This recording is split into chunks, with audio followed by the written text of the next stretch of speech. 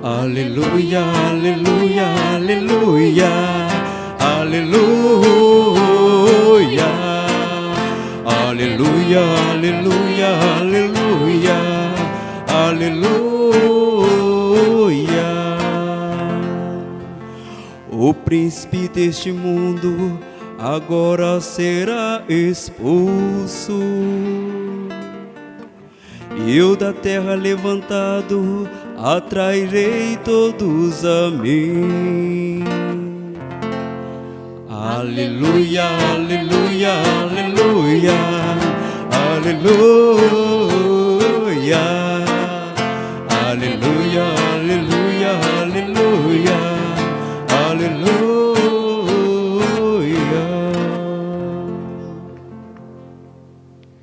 O Senhor esteja convosco. Ele está no meio de nós. Proclamação do Evangelho de Jesus Cristo segundo Marcos. Glória a vós, Senhor.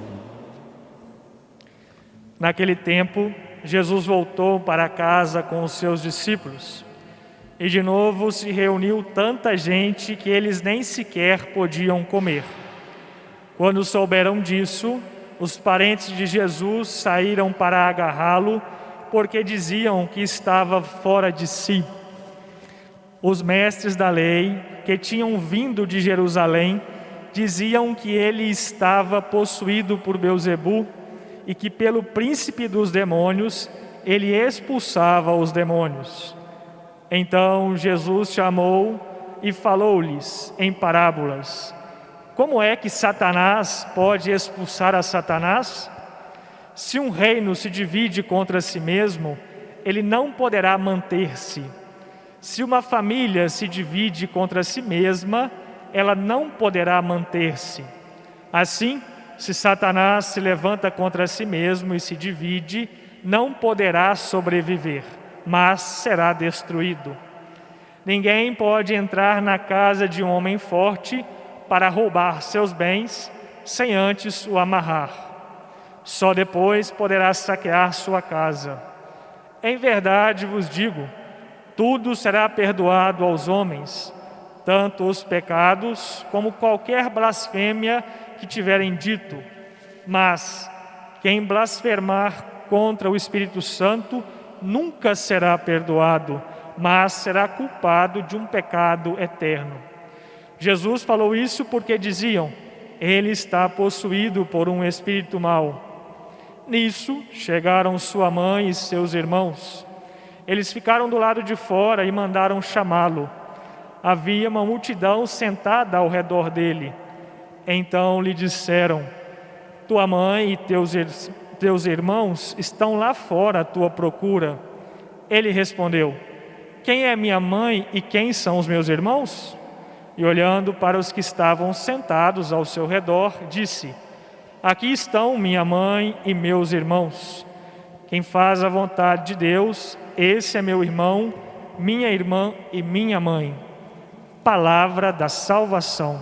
Glória a vós, Senhor.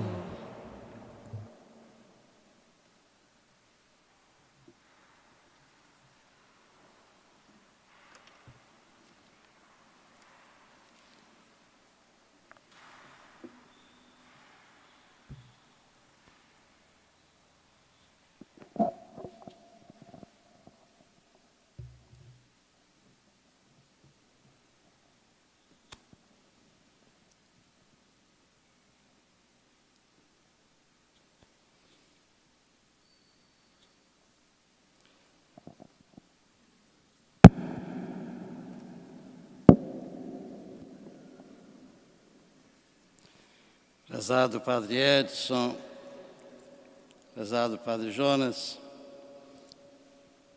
queridos irmãos e irmãs, especialmente queridos crismandos dessa tarde. Em primeiro lugar, vamos recordar que nós estamos começando agora um novo tempo litúrgico. Nós passamos pela Quaresma, depois a Páscoa, celebramos Pentecostes, encerrando o tempo pascal. Domingo passado celebramos a festa Santíssima Trindade e agora estamos retomando o tempo litúrgico chamado comum.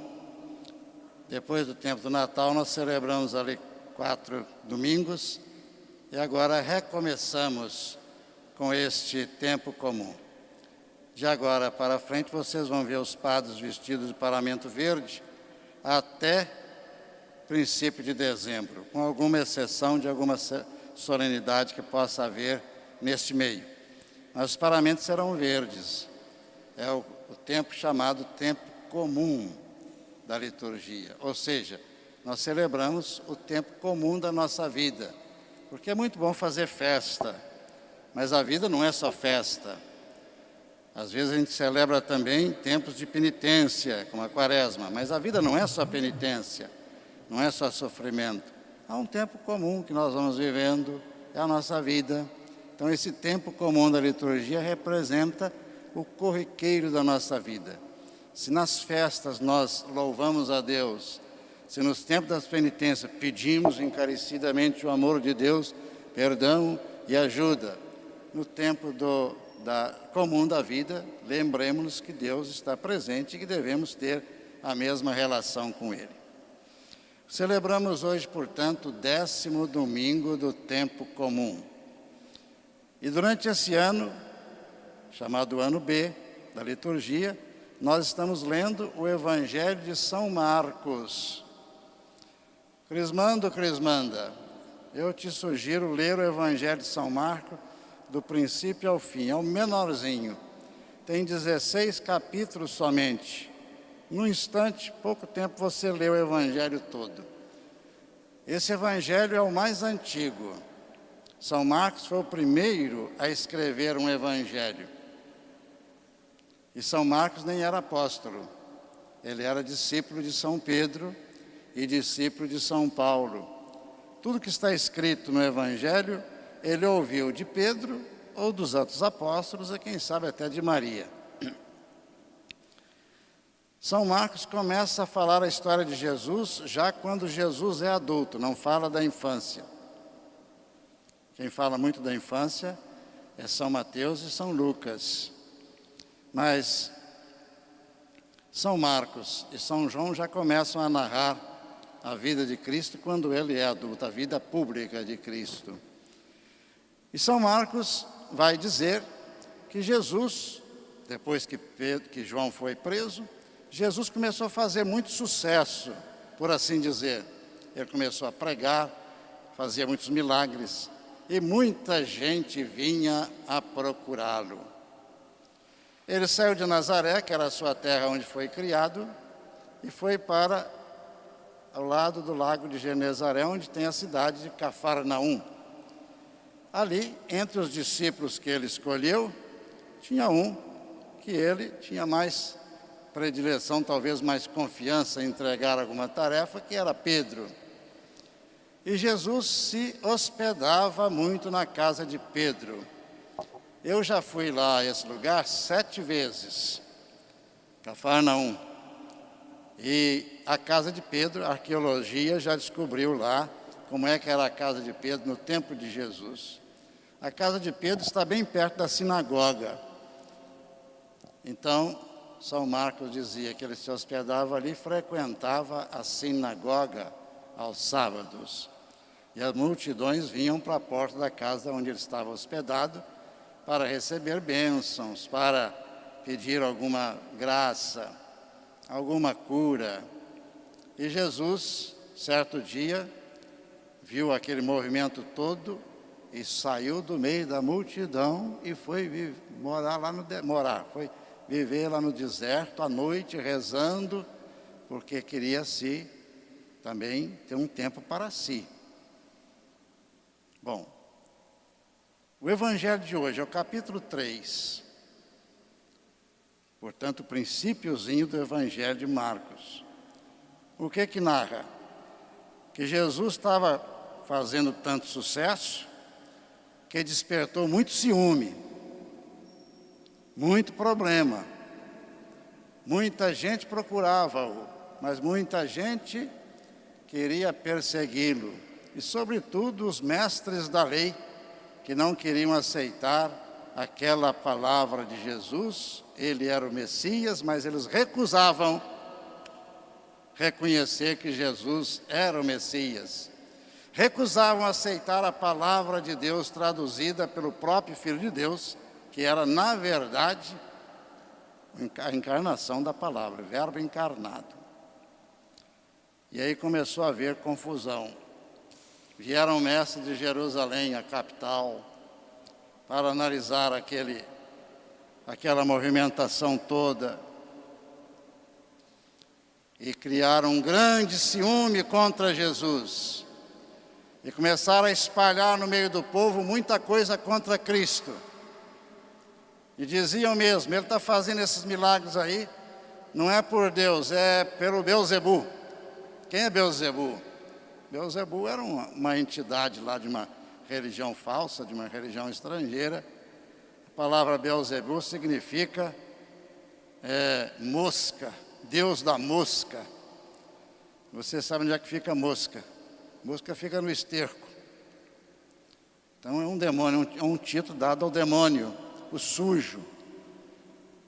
E aqueles mestres da lei começaram a dizer, Jesus é sujo, ele é do demônio, ele não é de Deus. Portanto, começaram a interpretar as coisas de Deus justamente da forma contrária da realidade. Em vez de aceitar a palavra, como aquelas multidões, confiar, verificar a ação de Deus, este pessoal começou a dizer, ele está agindo pelo demônio, ele é um sujo. Então criticaram a Jesus. Conseguiram envolver até a família de Jesus. E essa família de Jesus, primos, amigos lá, primos da família, começaram a pensar, ele está louco. Então começou a haver uma confusão no meio do povo. Ele está agindo por causa de Beelzebu. Ele está louco. Depois, num outro momento, começa a falar sobre a família, depois no fim fala outra vez. Até Nossa Senhora estava à porta da casa onde Jesus estava. Claro que Nossa Senhora não estava duvidando da saúde mental do seu filho, não era isso. Não estava duvidando da honestidade do seu filho, muito menos. Ela tinha recebido o anúncio do anjo. O anjo tinha falado quem era Jesus, o Filho do Altíssimo. Maria, a primeira testemunha.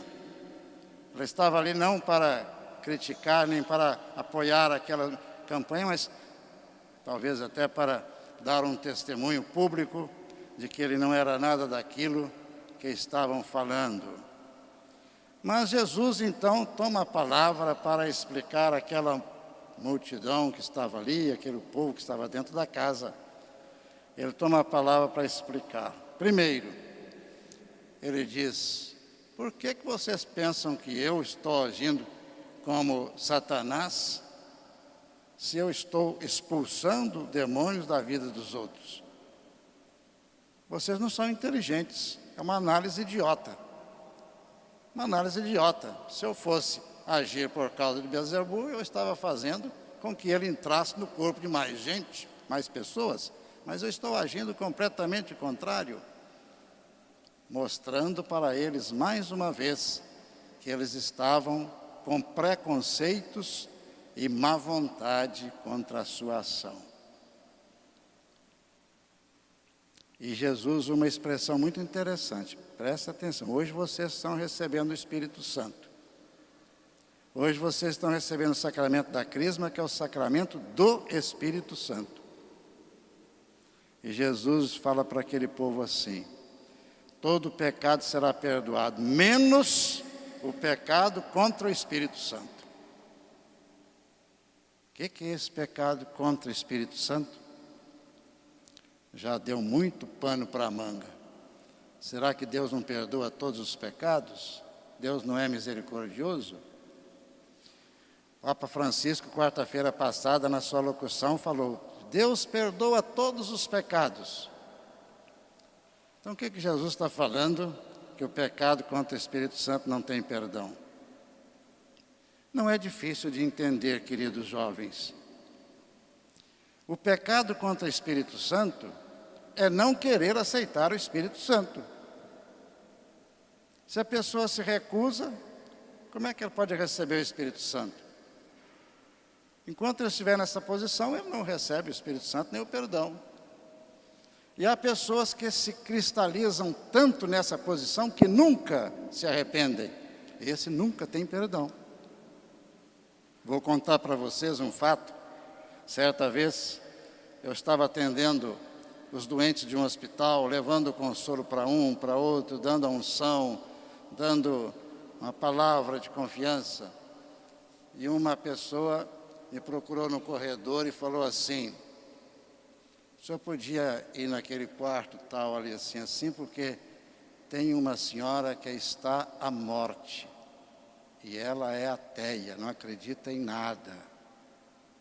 Fala muitas coisas contra Deus. O senhor podia ir lá para ver se ao menos nessa hora ela pode se converter? Eu fui. Foi a única vez que me aconteceu isso na vida. Eu cheguei lá, tentei falar sobre Deus e a mulher recusando. Eu cheguei a dizer para ela: a senhora sabe que a senhora está num risco de vida muito grande? Eu sabia que ela estava para morrer, os médicos falaram. Será que a senhora nem nessa hora não vai converter-se? E ela disse assim: bobagem, não acredito em nada disso não. Eu fui tentando, e a mulher não se converteu. Eu saí do quarto muito triste. Pensei comigo: meu Deus, perdi uma alma. Não consegui. Com toda a argumentação, com todo o testemunho, com toda a palavra bondosa. Eu estava com o Santíssimo Sacramento aqui dentro de uma tecla no bolso, doido para aquela mulher se arrepender, dar absolvição, dar comunhão para ela. Não pude fazer isso. Quando eu saí do quarto, a mulher não deu nenhum sinal de conversão. Esse pecado não tem perdão. Por quê? Porque ela recusou. Ela não quis a misericórdia nem na última hora. Ela não quis Jesus na Eucaristia nem na última hora. O que Deus pode fazer? Deus não pode perdoar. Eu ainda fico pensando que Deus é tão bondoso que às vezes depois que eu saí daquele quarto, a mulher pode ter repensado e antes de morrer ter pedido perdão lá do seu coração. Espero que Deus tenha dado essa graça a ela. Mas o que eu vi na minha frente não foi isso. Eu rezo e peço a Nosso Senhor que ela tenha tido conversão. Mas o que Nosso Senhor diz é isso: se a pessoa não se abre, não quer receber a graça de Deus, não quer receber o Espírito Santo, essa pessoa está numa situação muito complicada. É como alguém que quer dar um presente ao outro, o outro não quer o presente. O que eu posso fazer? Eu tenho que voltar com o presente para casa. Mas, queridos jovens, vocês não são dessa classe. Vocês são da outra classe. Vocês são daqueles que acreditam no Espírito Santo. Por isso estão aqui, para serem crismados. Tem perdão, porque você não é fechado ao Espírito Santo. Hoje você está celebrando o Espírito Santo na sua vida, não é? Então você não é daquela classe que Jesus teve tristemente de dizer: eles não vão ter perdão. Você vai ter perdão, porque você acredita no Espírito Santo, na ação de Deus na sua vida. Você acredita que quando você por acaso erra, você tem o sacramento da confissão para ir procurar, e acredita que o padre dando a absolvição, você está perdoado. Você às vezes desanima, mas você volta atrás, começa a frequentar a igreja outra vez, participar, ajudar, porque você acredita no Espírito Santo. O Espírito Santo é força para você. Você sabe que o Espírito Santo é força. O Papa Francisco, gosto muito do Papa Francisco. O Papa Francisco, nesta locução de quarta-feira, ele ainda falou assim: a gente reza a Deus, a Jesus, mas lembremos que Jesus também reza por nós. Certa vez ele falou para Pedro assim: Pedro, eu rezei por ti, porque o demônio quis te peneirar, quer dizer, quis te separar para ele. mas eu rezei por ti, para que tu não fosses vítima do demônio. Jesus reza por nós, diz o Papa. Além da gente rezar, Jesus reza por nós diante do Pai, para nos defender do demônio, de Belzebu, de Satanás. Nós não somos sujos, nós somos limpos. Pelo batismo e agora na confirmação, repurificados. Na confissão, nós somos repurificados. Então você é daqueles que acreditam no Espírito Santo. Que maravilha! Por isso hoje Deus vai te dar, pelo rito sacramental da Crisma, a força do Espírito Santo, para que você possa amar cada vez mais a Jesus, propagá-lo, defendê-lo e não combatê-lo como aqueles que estavam combatendo. Última palavrinha, a figura de Nossa Senhora. Muita gente tem confusão quando Jesus diz para aqueles interlocutores, quando ele estava dentro da casa, falaram com ele: sua mãe e seus irmãos estão aí fora. Irmãos no sentido hebraico, que lá não existia a palavra primo, mas era, na verdade, primo. Está provado que Nossa Senhora só teve Jesus como filho. Mas Jesus diz para aquele povo assim: quem é meu irmão, quem é minha mãe, é todo aquele que faz a vontade de Deus. Quem tem má vontade com a fé católica, às vezes critica, pensando que Nosso Senhor estava desprezando a sua mãe. Alguns falam assim: ele colocou a mãe dele no lugar dela. Isso é uma interpretação completamente errada, antibíblica. Primeiro porque Jesus era Senhor e era Filho de Deus e defendia o decálogo. E nos 10 mandamentos está dizendo: honra teu pai e tua mãe. Jesus era incapaz de desonrar a sua mãe. Ele cometeria um pecado contra o 5º mandamento: honrar pai e mãe. Jesus nunca pecou. Se ele estivesse desonrando a mãe dele, ele estaria pecando. Portanto, a palavra de Jesus não é desonra a Maria.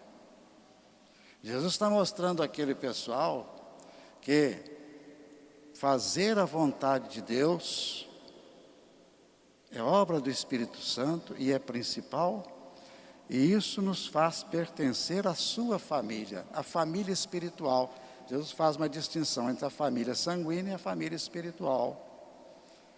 Na verdade, Nossa Senhora era aquela que mais demonstrou fazer a vontade de Deus. Não é verdade? Quando o anjo diz, anuncia, ela diz: eis aqui a serva do Senhor, cumpra-se em mim a tua vontade. Quando nas bodas de Caná, primeiro milagre de Jesus, segundo São João, ela diz: fazei tudo o que ele vos disser. Portanto, é impossível você imaginar que Maria estivesse contra Cristo e Cristo contra Maria. Isso não existe. Maria, quem é Maria? É aquela mulher prometida lá do livro do Gênesis, como está na primeira leitura de hoje, depois do pecado de Adão e de Eva. Deus promete à serpente um castigo: você vai rastejar com seu peito na terra, vai comer poeira. A mulher vai ter dores, que a dor purifica, mas a descendência dela vai esmagar a cabeça de Satanás, a cabeça do demônio. Portanto, lá já no livro do Gênesis, Deus elogia esta mulher. Que mulher é esta? É Maria. Portanto, nesse trecho, nós não podemos cair no erro da má interpretação e muito menos do preconceito contra aquela que foi escolhida pelo Pai para ser mãe do descendente, que é Jesus, que esmaga a cabeça da serpente. Maria Puríssima. Maria é revestida do Espírito Santo. O anjo lhe disse: o Espírito do Altíssimo descerá sobre ti. Portanto, ela não é daquele grupo contra o Espírito, pelo contrário, ela é do Espírito Santo, esposa do Espírito Santo. Então você, crismando, crismanda, tem em Nossa Senhora sempre um modelo de fidelidade, de abertura ao Espírito Santo. E vocês já observaram, a primeira vez que a Bíblia fala de Maria, lá em São Lucas, fala que o Espírito Santo desceu sobre ela, fecundou seu seio. Nenhuma mulher na terra teve essa graça. O Espírito Santo fecundou o seio puríssimo de Maria. Por isso Deus a preparou sem pecado. E depois, a última vez que fala sobre Maria, qual que é o momento? Pentecostes, quando os apóstolos estavam reunidos, veio do céu como que línguas de fogo e pousaram sobre eles. Estavam os apóstolos reunidos e Maria estava ali. Portanto, Maria é a mulher do Espírito Santo, a esposa do Espírito Santo, aquela que tem maior abertura à ação do Espírito. Queridos crismandos e crismandas, hoje é o dia de vocês.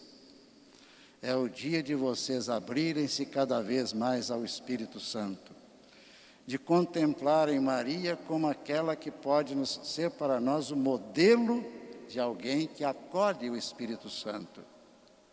E assim seremos fiéis a Jesus. Quem é crismado se torna agora um missionário. O que é o missionário? Aquele que leva Jesus para os outros e traz os outros para Jesus. Muito simples. Missionário, aquele que leva Jesus para os outros e traz os outros para Jesus. Assim como Maria levou Jesus para os outros e o que pôde fazer, trouxe os outros para Jesus. Você é um missionário, depois da crisma, ainda mais. Lembrem-se que no nosso sínodo arquidiocesano, nós estamos refletindo sobre isso. Arquidiocese de Juiz de Fora, uma igreja sempre em missão. Proclamai o Evangelho pelas ruas e sobre os telhados. Isto é a ação do Espírito Santo. Que vocês sejam sempre cada vez mais fiéis, para ser sempre cada vez mais alegres na fé que nós professamos. Louvado seja nosso Senhor Jesus Cristo.